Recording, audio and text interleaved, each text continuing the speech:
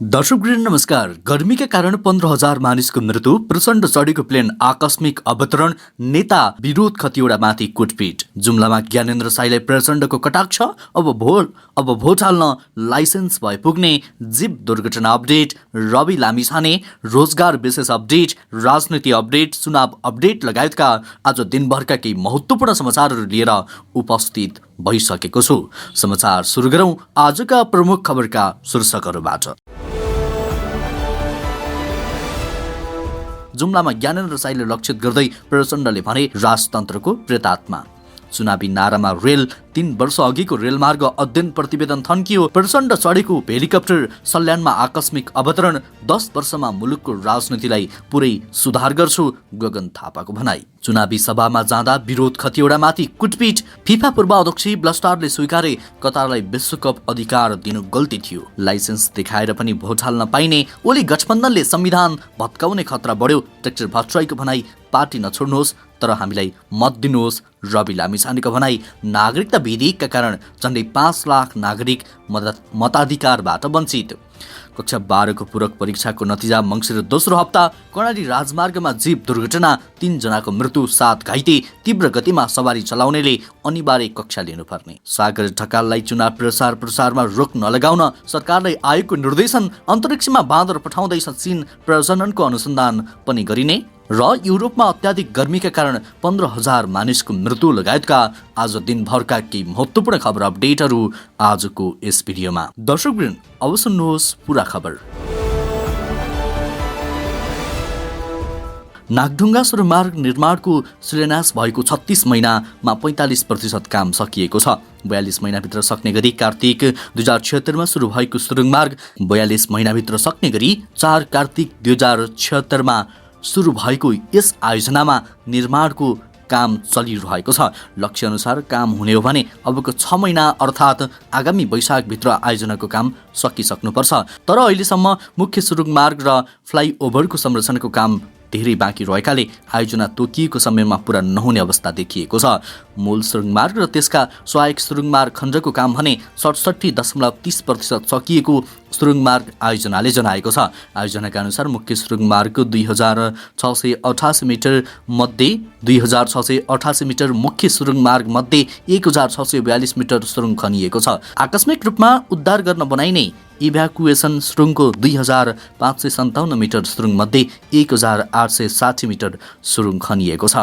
त्यस्तै अब निर्वाचन आयोगको प्रसङ्ग। निर्वाचन आयोगले मङ्सिर 4 गते हुने प्रतिनिधि सभा र प्रदेशसभा निर्वाचन सदस्यका लागि अन्तिम मतदाता नामावलीमा नाम समावेश भएका मतदाताले आयोगबाट जारी मतदाता परिचय पत्रका साथै परिचय खुल्ने अन्य आधिकारिक कागजातका आधारमा मतदान गर्न पाउने निर्णय गरेको छ। आयोगले परिचय पत्रका साथै नेपाली नागरिकताको प्रमाणपत्र वा राष्ट्रिय परिचय पत्र वा राहदानी वा जग्गाधानी प्रमाण पूर्जा वा सवारी चालक अनुमति पत्रको सक्कल प्रमाणका आधारमा अन्तिम मतदाता नामावली विवरणसँग भिडाई यकिन गरी मतदान गर्न पाउने व्यवस्था मिलाउन सम्बन्धित निर्वाचन अधिकृतलाई निर्देशन दिने निर्णय गरेको हो। आयोगका सहायक प्रवक्ता सूर्यप्रकाश अर्यालका अनुसार निर्वाचनको सन्दर्भमा आयोगबाट मतदातालाई परिचय पत्र वितरण भएको भए तापनि कतिपय मतदाताको परिचय पत्र हराएको र नासिएको अवस्था भएमा उल्लेखित परिचय पत्रको आधारमा मतदान गर्न पाउने व्यवस्था मिलाइएको। रवि लामिछानेको प्रसङ्ग। राष्ट्रिय स्वतन्त्र पार्टीका सभापति रवि लामिछानेले भ्रष्टाचारको अन्त्य, रोजगारी सृजना र सुशासनका लागि एकपटक मत फेर्न आग्रह गरेका छन्। हेटौडामा आयोजित चुनावी सभामा बोल्दै उनले यसपटक मत फेर्नुपर्छ, पार्टी फेर्नु पर्दैन। तपाईँको पार्टीलाई सलाम छ। महान पुष्पलालले बनाएको पार्टीप्रति मेरो श्रद्धा छ। महान बीपी कोइरालाले बनाएको पार्टीप्रति मेरो श्रद्धा छ। उनले भने सबै राजनीतिक दल र आस्थाप्रति मेरो केही छैन। तपाईँको आफ्नो मनमा लागेको घरमा झन्डा गाडीको पार्टीलाई हतपत छोड्नु हुँदैन पनि मत फेर्नु अवसरवाद नभएको तर्क गर्दै उनले परिवर्तनका लागि गोली खाएका पार्टीलाई सच्चिने अवसरका लागि एकपटक प्रतिपक्षमा राख्नुपर्ने पनि बताएका छन्। आफूले चुनाव नजिते पनि जनताको काम गर्न नछोड्ने उनको भनाइरहेको छ। त्यस्तै अब अर्को प्रसङ्ग। विश्व फुटबल महासङ्घ फिफाका पूर्व अध्यक्ष सेप ब्लाटरले 12 वर्ष अघि कतारलाई विश्वकप आयोजना अधिकार दिनु गल्ती भएको स्वीकारेका छन्। त्यतिबेला उनी नै फिफाको अध्यक्ष थिए। महत्त्वपूर्ण मतका लागि उनले निकोलास सार्कोज र मिचेल प्लाटिनीसँग पनि छलफल गरेको बताएका छन्। फिफाको वित्तीय भ्रष्टाचारको मुद्दामा सङ्घीय अपराधिक अदालतबाट गत जुलाईमा सफाई पाएपछि पहिलोपल्ट 86 वर्षीय ब्लास्टरले स्विस संसार माध्यम टा मिडियासँग साक्षात्कार गरेका हुन्। उनीसँगै प्लाटिनीले पनि सफाई पाएका थिए। त्यो देश निकै सानो छ। सन् 2054 को विश्वकप आयोजना गरेको स्विजरल्यान्ड पछिकै सानो आयोजक देशका रूपमा रहेको कतारको बारेमा ब्लाटरले भनेका छन्। फुटबल र विश्वकप उसको तुलनामा धेरै ठुलो हो। त्यस्तै अब रेल सञ्चालनको प्रसङ्ग। राजनैतिक दलहरूले चुनावका रेल सञ्चालनलाई आफ्नो नारा बनाउँदै घोषणापत्रमा समेट्ने गरेका छन्। तर पूर्व सम्भावना अध्ययन पूरा भएका काठमाडौँ पोखरा लुम्बिनी 2 रेलमार्गको प्रतिवेदन भने 3 वर्षदेखि थन्किएको छ। काठमाडौँ कुरिन्टार पोखरा र कुरिन्टार लुम्बिनी रेलमार्गको अध्ययन प्रतिवेदन अनुसार रेलमार्ग बनाउन करिब 7 खर्ब रुपियाँ लाग्ने अनुमान गरिएको छ। निर्माण अवधि 6 वर्षको हुने अध्ययन प्रतिवेदनमा उल्लेख छ। चीनका 2 सरकारी कम्पनीले 2076 मङ्सिरमा नेपालको रेल विभागलाई काठमाडौँ पोखरा लुम्बिनी रेलमार्गको पूर्व सम्भावित अध्ययन प्रतिवेदन बुझाएको हो। अध्ययनपछि यसलाई अघि बढाउने मोडेल र स्रोतका विषयमा छलफल गर्ने भनिए पनि कुनै पहल गरिएन। रेल विभागका महानिर्देशक रोहित बिसुराल ठूला आयोजनाका लागि स्रोत जुटाउने विषय नै मुख्य बाधक हुने गरेको बताउँदछन्। त्यस्तै अब कक्षा 12 को पूरक परीक्षाको प्रसङ्ग। राष्ट्रिय परीक्षा बोर्ड परीक्षा नियन्त्रण कार्यालयले कक्षा 12 को ग्रेड वृत्ति पूरक परीक्षाको नतिजा मङ्सिर दोस्रो हप्ताभित्र सार्वजनिक गर्ने निर्णय गरेको छ। कार्यालयले गत असोज 30 र 31 गते सञ्चालन गरेको थियो। उक्त परीक्षाको नतिजा सार्वजनिक गर्न मङ्सिर 4 गते हुन लागेको प्रदेश तथा प्रतिनिधि सभा सदस्यको निर्वाचनले केही ढिलाइ हुने भएको कक्षा 12 का परीक्षा नियन्त्रक कृष्णप्रसाद शर्माले बताउनु भएको छ। त्यस्तै अब अर्को प्रसङ्ग। आगामी मङ्सिर 4 गते हुने प्रतिनिधि सभा र प्रदेश सभा निर्वाचनमा झन्डै 5 लाख नागरिकबाट मताधिकारबाट वञ्चित हुने भएका छन्। राजनैतिक दलहरूले दाउपेचले अल्पत्र परेको नागरिकता विधेयक टुङ्गोमा पुग्न नसक्दा 5 लाख बढी नागरिकता विहीन भएका हुन्। 4 गते निर्वाचनमा मतदानका लागि योग्य मतदाताको संख्या 1,88,570 रहेको छ। 6 जना र अन्य 185 जना रहेका छन्। तर नेपालमा नागरिकता ऐन 2063 अनुसार 2046 चैत मसान्तभित्र नेपालमा जन्मिएका नागरिकका सन्तान नागरिकताबाट वञ्चित भएका हुन्।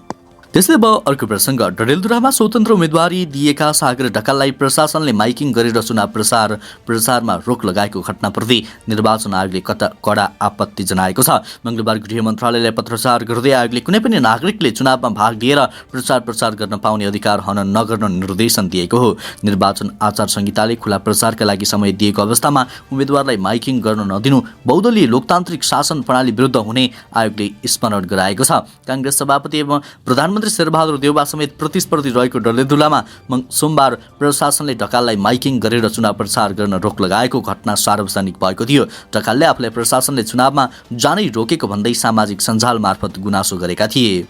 त्यस्तै अब अर्को प्रसङ्ग।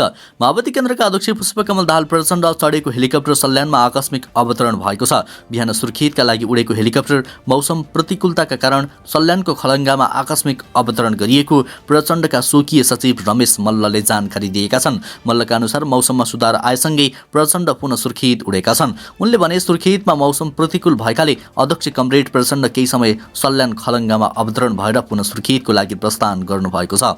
प्रचण्ड कर्णाली प्रदेशका विभिन्न जिल्लामा हुने चुनावी सभालाई सम्बोधन गर्न सुर्खेत गएका हुन्। दर्शकवृन्द, माओवादी केन्द्रका अध्यक्ष पुष्पकमल दाहाल प्रचण्ड तपाईलाई कस्तो लाग्छ कृपया तलको कमेन्ट बक्समा उल्लेख गर्न नबिर्सिनुहोला। त्यस्तै अब अर्को प्रसङ्ग। मकवानपुर 2 का प्रतिनिधि सभा सदस्यका उम्मेद्वार विरोध खतिवडामाथि कुटपिट भएको छ।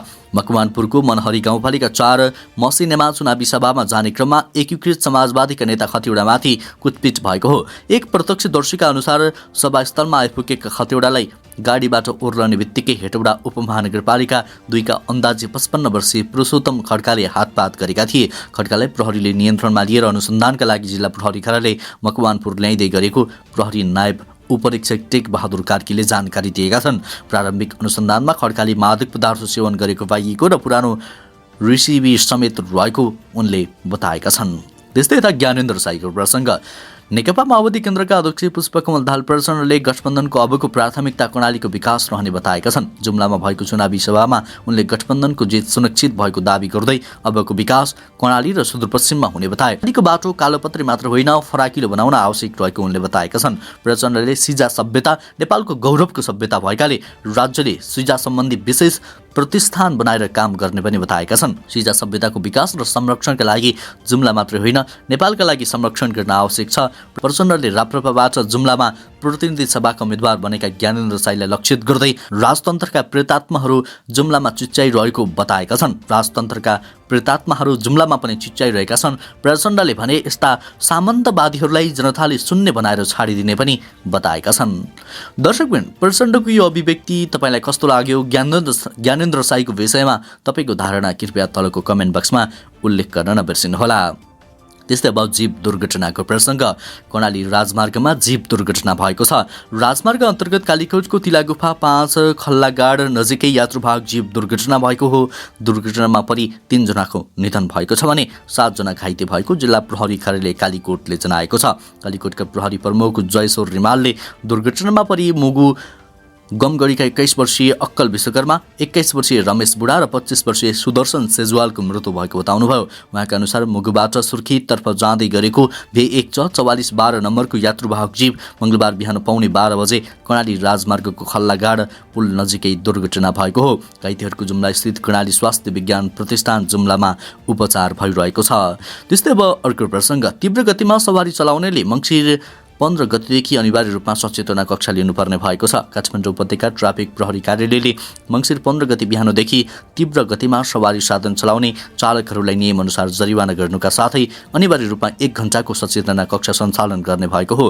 अहिलेसम्म आपसी गरेर सवारी साधन चलाउने, लेन उल्लङ्घन गरेर र रातो बत्ती क्रस गरेमा नियमअनुसार कारबाही गरी अनिवार्य रूपमा सचेतना कक्षा लिनुपर्ने व्यवस्था रहेकोमा अहिले सो व्यवस्था गरिएको छ। काठमाडौँ उपत्यकामा हुने सवारी दुर्घटनाको कारण तीव्र गतिमा सवारी साधन चलाउनु रहेको छ। तीव्र गतिका कारण हुने दुर्घटनामा मानवीय क्षति बढी हुने गर्दछ।